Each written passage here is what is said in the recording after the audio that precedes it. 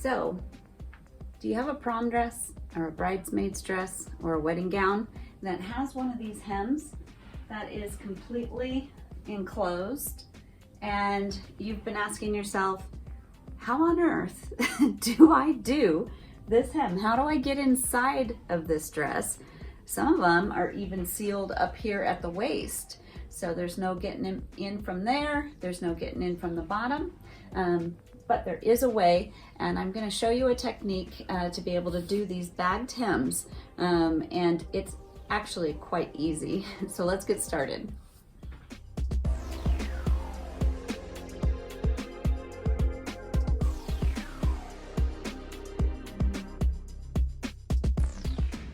Okay, so here we have our dress, and I have already had the prom gal try it on.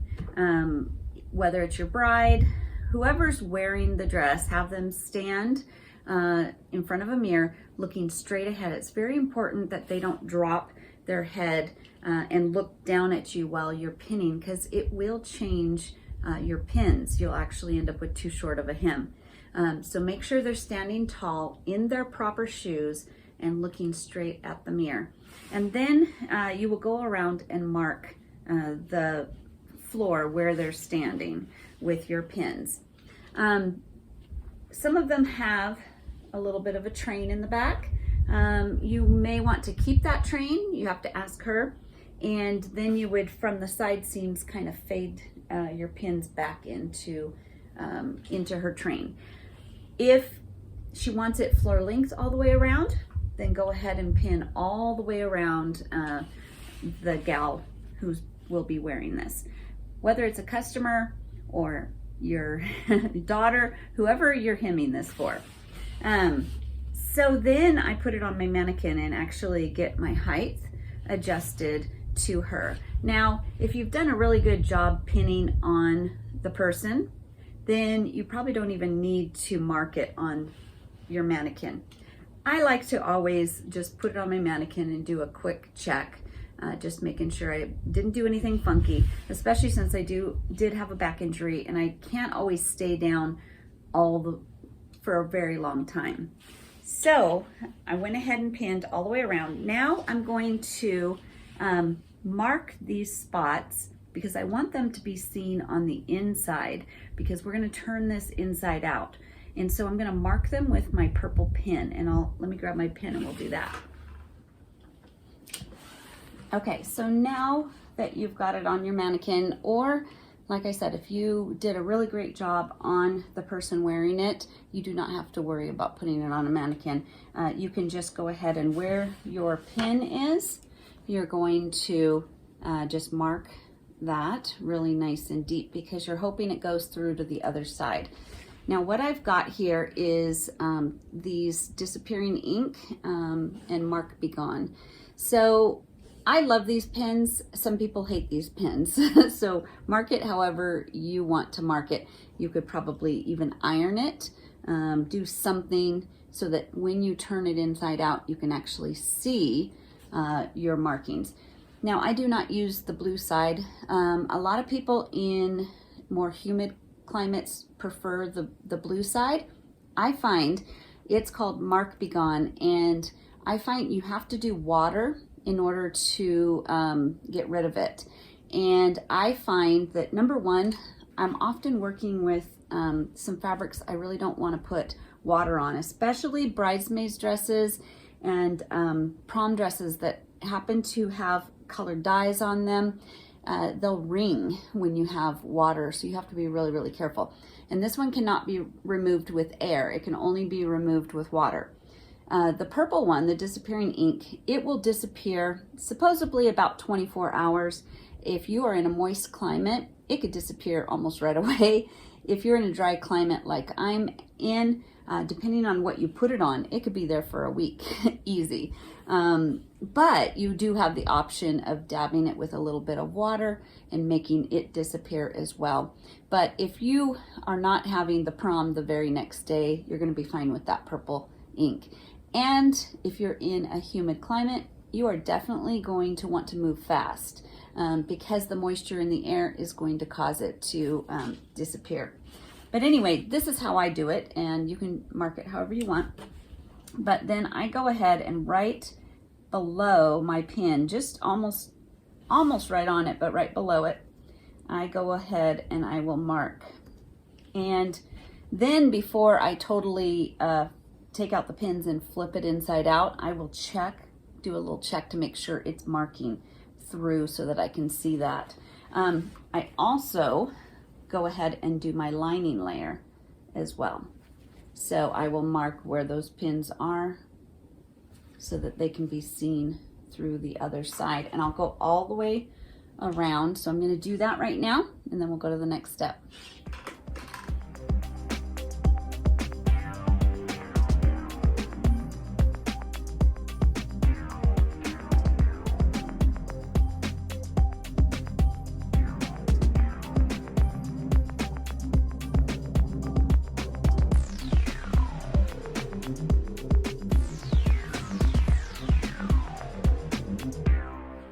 Okay, I've marked all the way around my hem, and then I did go in. I'll show you how you go into the side seam. Remember how I said it's completely enclosed? So there's no way to get into your hem. You have to go into maybe a side seam, and you open up the lining a little bit. So I just kind of, right where that side seam was, I took my seam ripper and popped open a little bit of the thread, and then opened that up enough to be able to get in there and turn it inside out. That's what you want to do.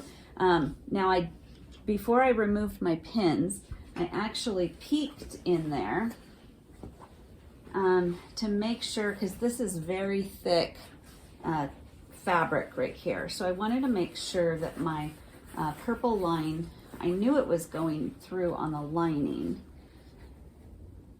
and I can see I went through a couple of them and actually marked them a little darker, but it is showing through. It's light, but it is showing through. So I'm going to go ahead and remove all my pins, and then we're going to turn it inside out, and then that's how we'll sew it. Now, one little other tip.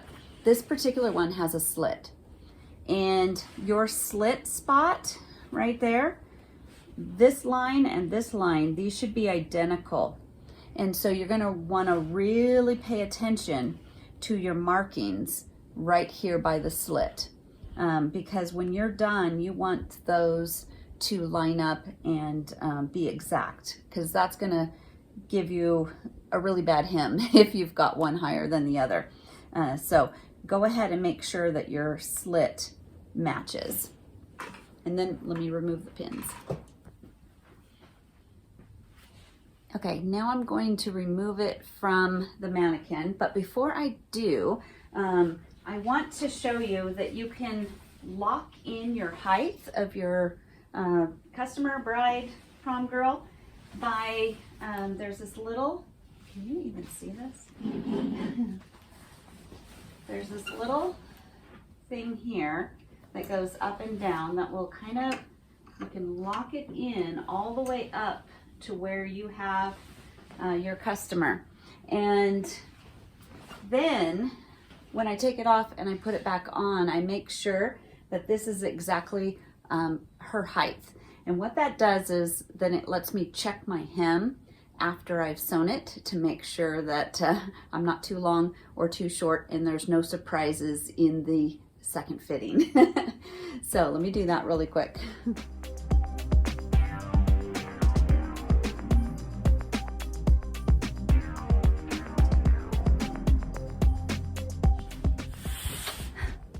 Okay, that was a bit of a wrestling match to get it turned inside out, but I got it turned inside out, and you never know what you're going to find on the inside. It was covered in red little threads and like scraps of fabric and all kinds of stuff from the factory floor. So I got all that out and now I have it inside out, and you can actually see my markings on there and easier to see on the lining. Now, A lot of people sew without pins. I'm not one of those people. I like all of my side seams to match up. And I think some people are just good at being able to adjust everything with their hands as they go. But I want to make sure that everything is lining up. And so, see, we're here at some side seams. And we've got our lining side seam and our other side seam. And so I will actually pin that together right where I'm going to sew, just to make sure that when I flip it around, my side seams are matching. The other thing is you can actually just make sure that on this side and that side that your marks are together, and you can go ahead and sew through that. But if you notice, most of them will have a longer outside layer which folds up into the lining layer. And so what I like to do is pin them together where it's a little longer than my outside layer and a little shorter, the same distance shorter on my inside layer. That way when I turn it over and inside out, the outside layer is going to be a little bit longer, and the no. You were being a good... He was being such a good kitty. It's really windy and really cold, and I let him sit over here on a towel in the settee, but he wants to jump up and he can't be anywhere around these things, so I had to take him out.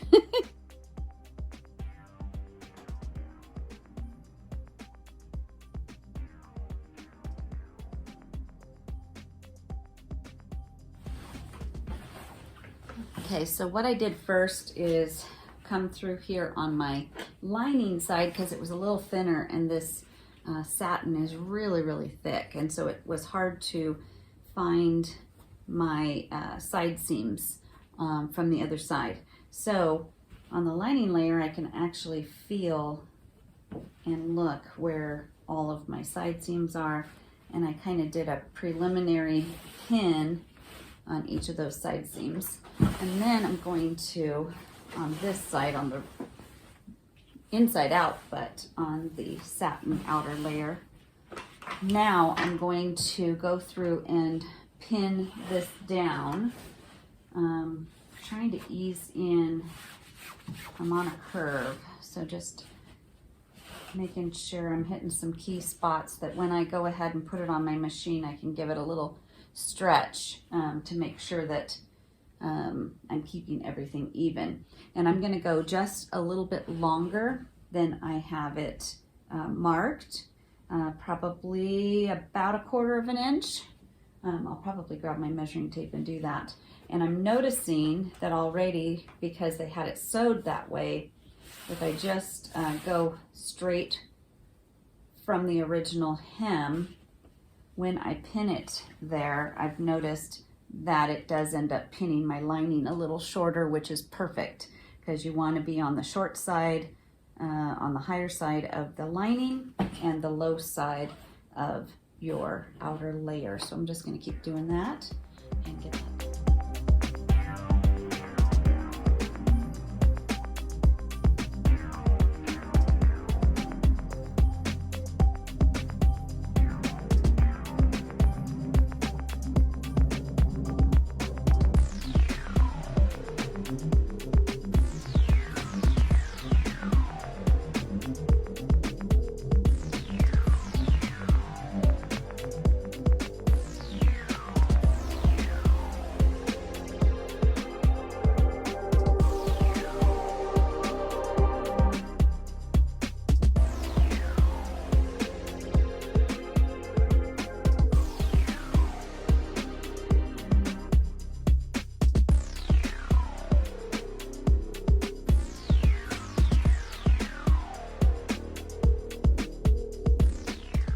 Okay, now I'm noticing, like always, especially you're on a curve, you've got one fabric that's kind of stretchy, one fabric that's not, and you'll always have to ease in a little bit.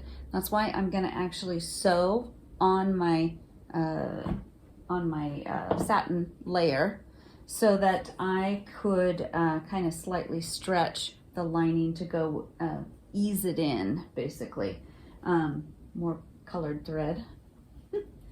But I've also accounted for that as I was pinning it and putting less bulk. If I was to do this freehand and just kind of put it together and started to sew, I would get to my side seams and I would realize that I had more fabric on the top than I did on the bottom, or vice versa.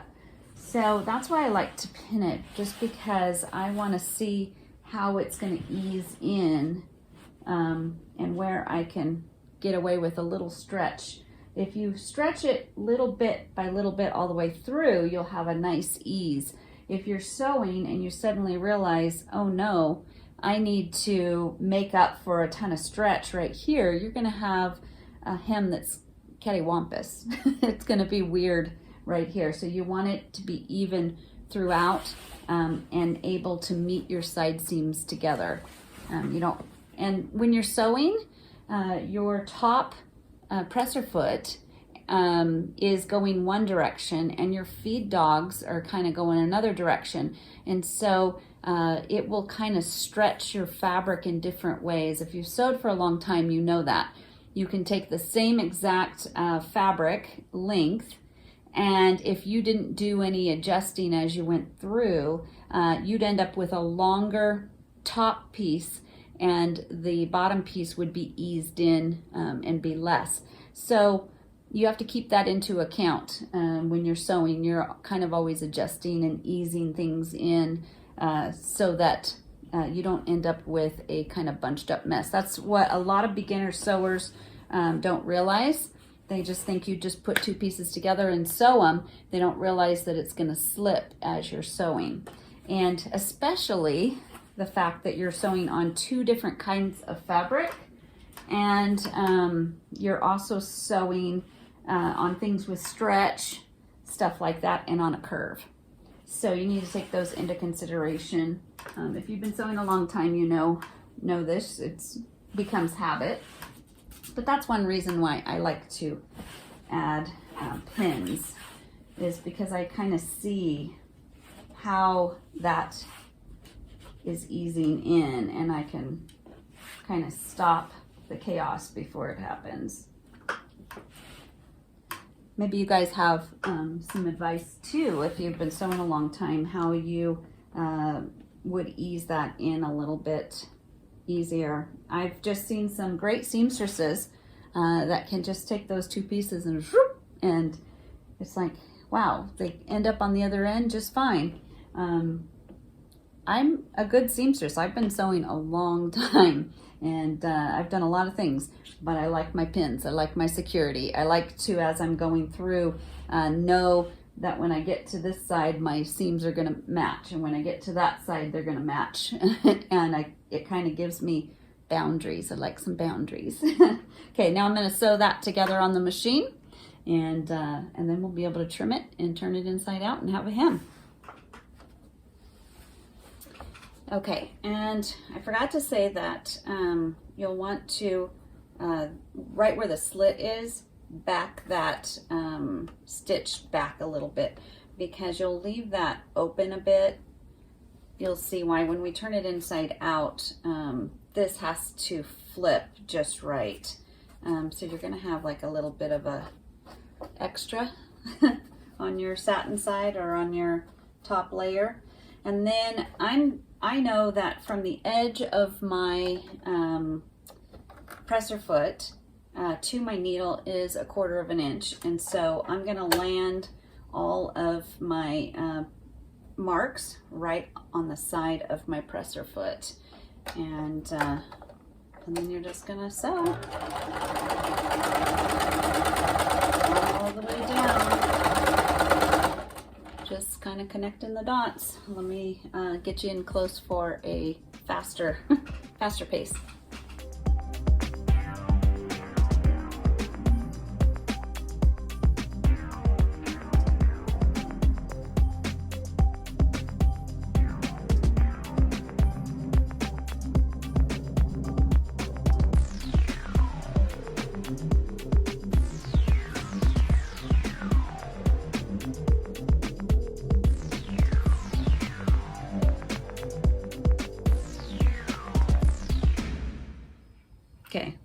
picked the squeaky chair today, I guess. I have 2 chairs and one of them's squeakier than the other. But okay, I sewed that, and if you noticed, as I had both hands kind of going through the sewing machine, I was actually giving it a little bit of a tug as I went through, making sure that both layers were even and kind of stretched together. So as I was going through, and especially in certain spots, as I went around curves of the hem, I had to do that. So if you notice, I'm a little bit lower than my mark. So it's a presser foot, it's 1/4 of an inch from the side of my presser foot to the needle. And so all along, I'm a little bit longer on my outside.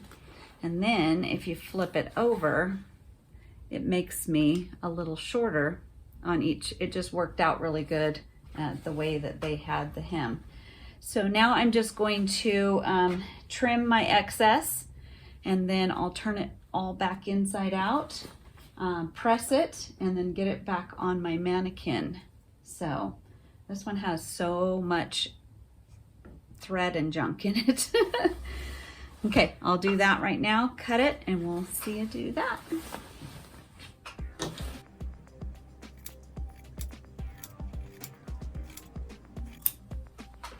Also, I'm not cutting right up against it. I'm giving myself a little leeway, just in case, you know, say I'm just off like 1/4 of an inch or 1/2 an inch or something, I still have leeway to get back in there. Although I know my markings are right, but you know, tragedy always strikes when you're unprepared.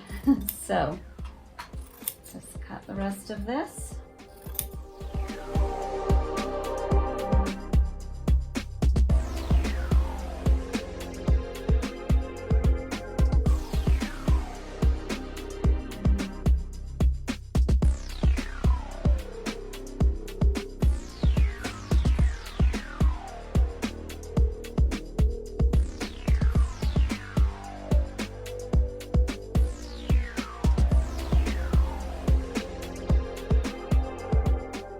I end up using my dressing room area as my ironing area.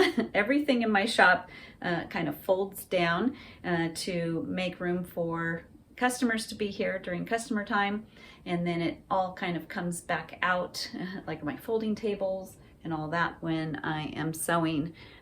So the best part is it has already the bar up here for the curtain, and I can hang my gown from there. I also have hooks on the ceiling and stuff in certain areas when I'm steaming and stuff. But right here, it ends up to be about the right height for an ironing board. So I'll leave it hanging, because that's, I think, the best to try to make sure that that lining and the outside are laying correctly. Now I will tell you, you know how it has the hanger straps inside?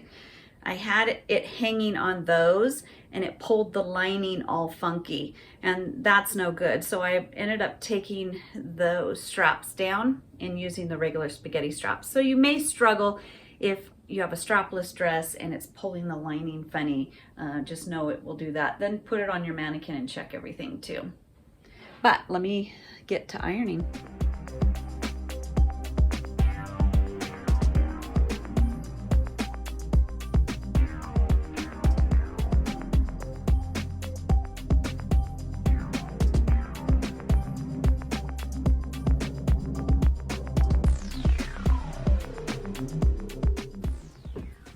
Okay, 2 last things to do after you have pressed the hem is, of course, right at the slit, your end pieces, they still are a little bit open because we sewed them this direction, but had opened it up this way to free it so it can fold over. So I've got to go inside,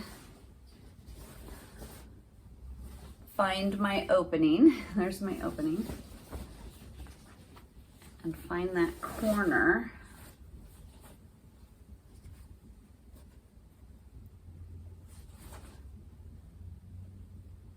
And now folding it back on itself. So here's my fold from it being ironed right there. So I take this part here, fold it down, and I'm gonna sew like right here. That way, that's a nice clean corner. Hope that was clear.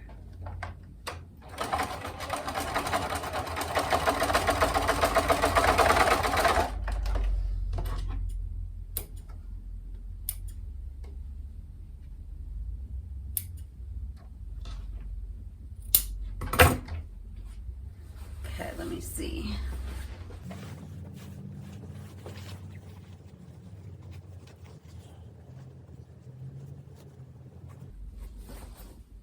Besides the fact I got to get in there and poke it a little bit, but see, nice clean corner with that little bit of a lip.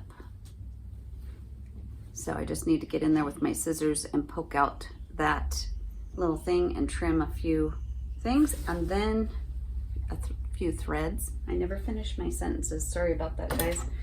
It's a brain thing I got going on here. But, okay, I'll do both corners and poke that out, and then I can sew up my opening. Okay, let me show it to you now that I poked out the corner. Now I just need to press that again too. But pretty good. And now we just need to close up. This was the opening that we created in the side seam of the lining that we insided everything out from. So I just need to close that up. And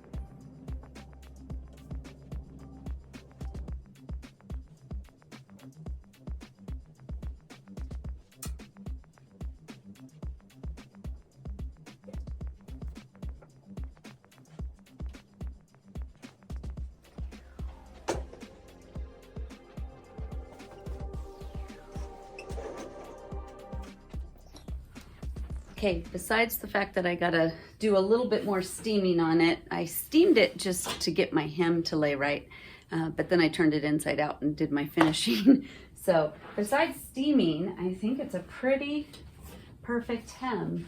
So an ideal hem is when you can actually just tightly stick your hand underneath it so that as she steps and goes a little lower and a little lower, you know, it's not officially showing her shoes, but it's also, if there's grass or anything, not dragging on the ground or anything like that. So usually I will do kind of a hand test underneath it just to make sure. So this is done, and my kitty next to me every time I talk wants to come cuddle with me.